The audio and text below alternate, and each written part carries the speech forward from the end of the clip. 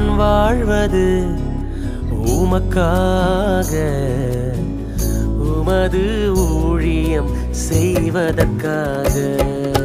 நான் வாழ்வது உமக்காக, உமது ஊழியம் செய்வதற்காக.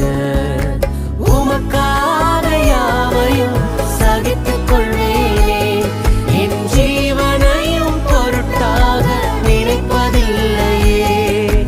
உமக்காக யாவையும் சகித்துக் கொள்வேனே, என் ஜீவனையும் பொருட்டாக நினைப்பதில்லையே.